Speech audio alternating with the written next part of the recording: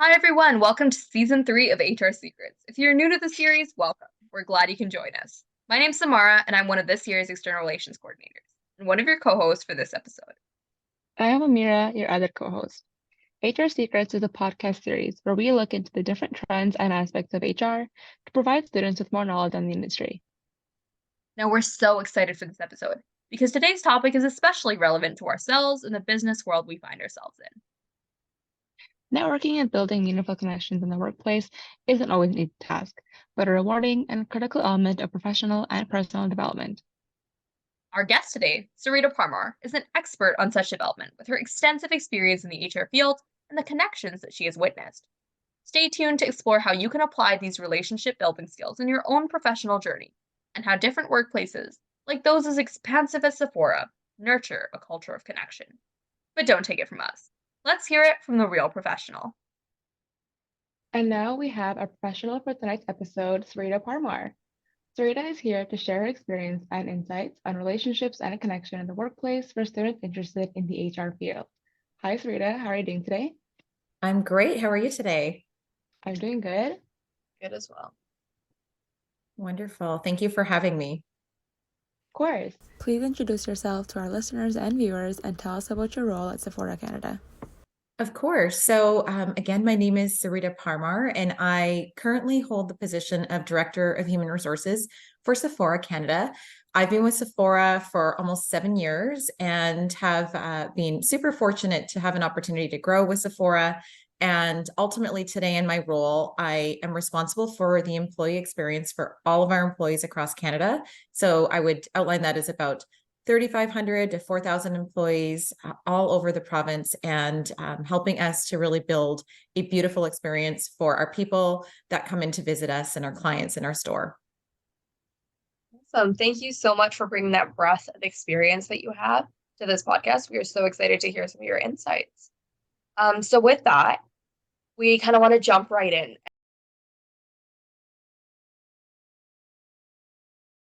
Experiences have you had in your various roles and your just time in HR in creating initiatives to encourage employees to build connections or just form connections with one another?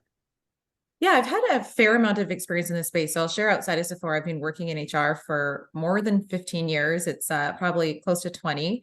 And I've come to learn that in today's day and age and all of the technology that's around us, sometimes the strongest relationships that we have are actually in the workplace. We spend a lot of time on technology. So those close bonds are definitely something that a workplace and an employer needs to think about when thinking about how it feels for an employee to be working for them. And so thinking about how we can build a positive experience should be top of mind. And I think you can look at it in a couple of different ways. One of them is around the relationships that you build within their peer group, so amongst their coworkers. And then second would be within their leaders. And I'll sort of escalate that to say not just their leaders within their particular location, but if you're looking at a business that has a corporate office or other locations, giving them an opportunity to also connect with others outside, because that does allow them to build their identity. And so, one of the first things is how do they focus and build those relationships amongst their peers? Building those relationships is important to knowing that they spend a lot of their waking hours working for us, and we shouldn't just be focused on them as an employee, but them as a person, and allowing them to develop those relationships and connections within that workspace first and foremost. There's some great experiences. Thank you so much for sharing. And I love that piece about building identity. I think that's really important in the workplace. And so just to move forward,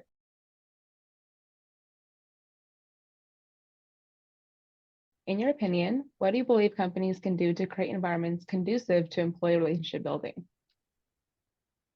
Absolutely a great question. So as I said, employment doesn't really exist in isolation. So we should be focused on building that whole human being, the whole person. So I think some ideas that we definitely leverage is first and foremost is building cultural events within stores. So that cultural piece can be in so many different facets, whether it's around diversity and inclusion, but your diversity and inclusion agenda should definitely be focused on inclusion at the end of the day. So whether that's through those day-to-day events, we do a lot in terms of culture committees and having the opportunity to have events in store that celebrate the person and celebrate who they are outside of the store so that people can learn to understand who they are. We also have a lot of team events. So whether it's team meetings that take place in our environment that allow the team to understand the direction the business is going to, but they come with a lot of theme and events. So, we try to build an identity around who we stand for as a company, because at the end of the day, we do know that our people have come to Sephora as an example because they align to our values, they align for what we stand for. And really that's helping our clients to feel beautiful on the inside and allowing them to feel like they belong in this world. And so when you connect to those values in these sort of team and cultural activations, we have an opportunity to really feel that we're connected to one another and allowing us to really be our authentic self and the best version of ourselves as well. And so that's really an example of the cultural layers that can happen day to day. And you want to find ways to continue to elevate that to really stand out and let the person know that you care about them. And so there's those team pieces, but there's also the relationship building that needs to happen with their leaders. Our leaders may hold that positional title, but at the end of the day, they should be there to allow the person to feel like they can be honest, they can be open, and that they can trust in their leader and be performing at their best as a result of that. Amazing response. I think that really honing in on that fact that it's a main focus, like a core focus on inclusion rather than just diversity. Because I think that it is very easy, especially with the DEI focus that a lot of companies are moving into, to get caught up in that, there is that diversity that you want to aim for, but then recognizing that before that diversity needs to happen, the inclusion, you need to prepare the workplace prior to bringing in the, diversity initiatives and all that kind of stuff. Because if your workplace is not inclusive, you're not welcoming that diversity.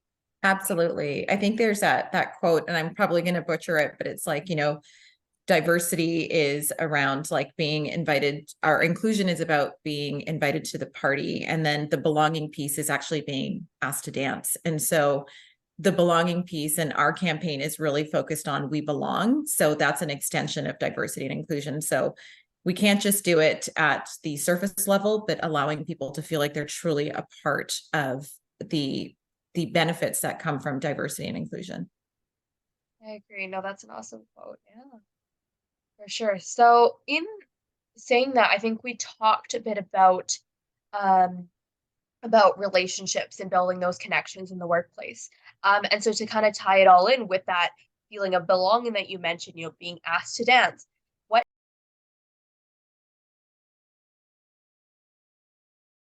do you think are the keys to forming relationships and workplace connections with superiors or across hierarchies? Because it is often seen that like people can become like in silos, and it's very hard to kind of go back and forth between, say your boss or their boss's boss, and how would those connections be I established? always think about how I could go and talk back to my younger self at some point in time. And, obviously I can't, but I would love to have an opportunity to inspire others to think about when you're building relationships and forming those bonds, everyone plays a role in that. So the organization plays a role in creating open lines of communication, first and foremost, and opportunities to bond and everything we talked about around diversity, inclusion, and belonging.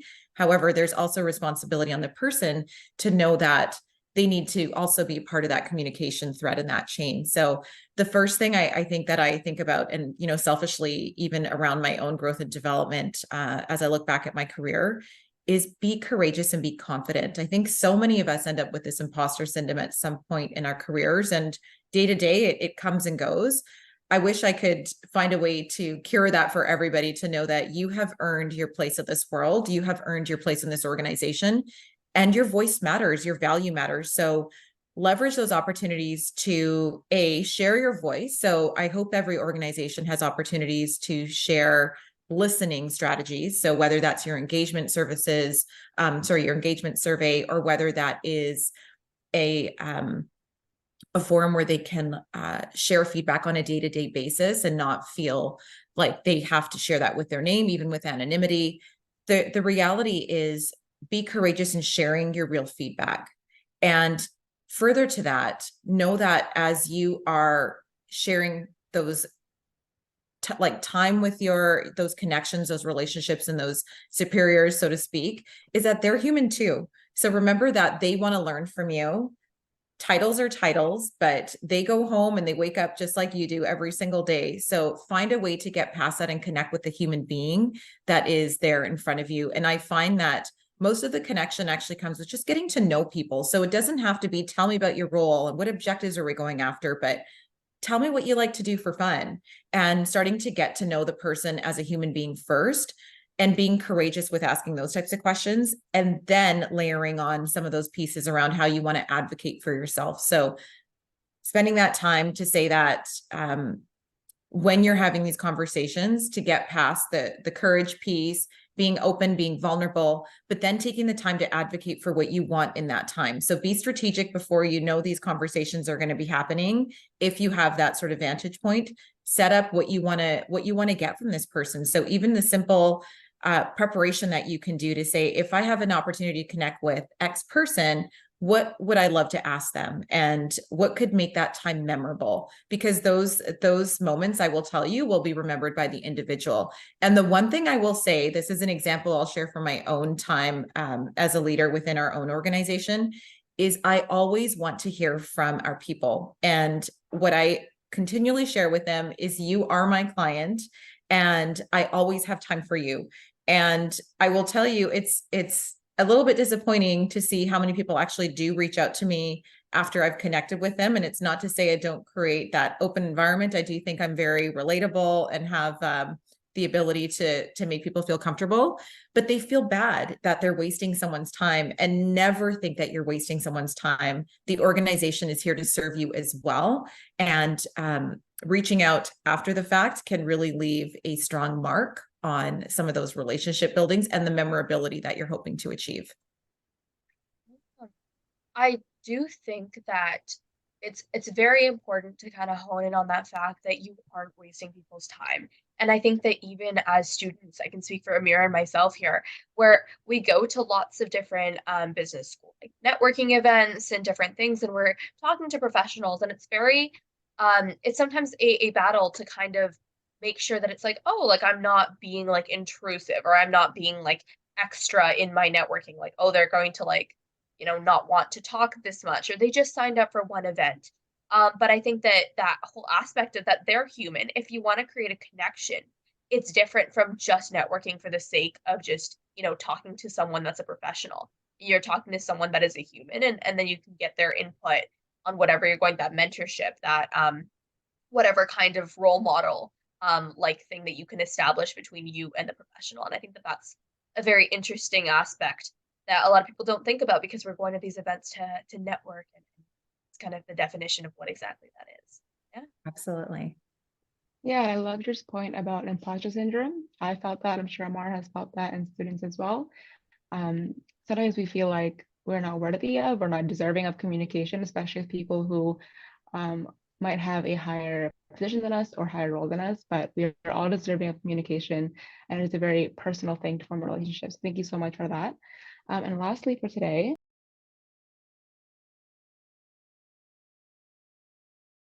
we just wanted to ask you if you had a story or an example of the workplace connection really driving significant professional or personal development. Yeah, I feel like there's so many of those, so it's sort of hard to pick one, but I'll speak maybe to someone on my team who I think back to the first time they were working for us, and they were really shy and still learning in the realm of even the HR framework that they needed to learn within our organization, but also just building their own competency in the field. And one of the things that we do a lot at Sephora, and I'm really proud of, is I think you think about a retailer, right? A retail is, you think people come and go at the end of the day, but we do try to pride ourselves as being a great place to work, and not just in retail, but as an employer in general. And what we do a really good job of is developing others. So I think working and looking for an organization that allows you to develop yourself is incredibly important. And we leverage this concept of 3 E's when we're looking at development. So the E's stand for experience, education, and exposure. So building a development plan is incredibly critical to anyone. And so for this individual, we focused on a plan that really anchored in on all 3 of them, whether it was education. So we had them work through some education through Harvard Business School and working through strategy and an opportunity to understand, like, how does a business run and how do you really think about not just your own function, but how do you tie that back to the rest of the organization? And then the exposure piece, I think you'll really like, because it's very connected to the relationships, right? So how do you spend time with people that are going to teach you about the business, org savvy, and bring you out of your shell, and will give you great feedback that will allow you to really develop your presence in the organization. So we did a lot of that, spending time with some of our executives and spending time with them in market visits as an example. And the experience really came from getting out of your shell. So spending time doing training and delivery, and I find teaching others too, right? So when you teach others, it really does solidify your ability to gain confidence in what you already know, and mentoring others as an example. And this person is just, I would say, is stellar, exceptional, and is, someone that has grown immensely. And we've made some really great career development for them in their own moves within the organization. And I think I'm always incredibly proud when somebody is eager and wanting to grow and develop. You just have to create the platforms and the forums for them to be successful, and help them ride the bus or the journey to their success as well. For sure. I love the 3 E's. I'm a sucker for any kind of like very quick to the point, like three R's, whatever, in terms of recommendations and that sort of stuff. But I think that it's one thing to be able to take someone and be like, okay, you clearly do not have as much experience as the others on the team, or you might not be able to have that same understanding of the field, and it's another thing to just kind of take that and then realize that they have so much potential to grow. And I think that that's what's really awesome about that story, is seeing that potential and seeing the ability that you guys as a company have to kind of facilitate that growth, and that it plays into the whole thing about belonging and just connections, and creating those connections with other people within the workplace, so that there is an opportunity for things like mentorship or etc. Yeah. Absolutely. That is all the questions that we have for today. And thank you so much for sharing your insights. We cannot wait for our listeners to hear them as well. And thank you so much for your time today. Thank you. Thanks again for having me. It was a pleasure. For sure. Thanks everyone for tuning in. That's a wrap for our podcast and our time here on HR Secrets. It's been a wonderful couple of episodes, and we couldn't have done it without our sponsors. A huge shout out to Goldberg Recruiting, SFU BD School of Business, SFSS, CPHR BC and Yukon, HR West Consulting, BD, AGL Glazing Inc., and Vincity. Without their support, our events and initiatives could not be hosted successfully. Please visit our website if you're interested in learning more about them. This is Amira and Amara signing out. See you, same time, next episode.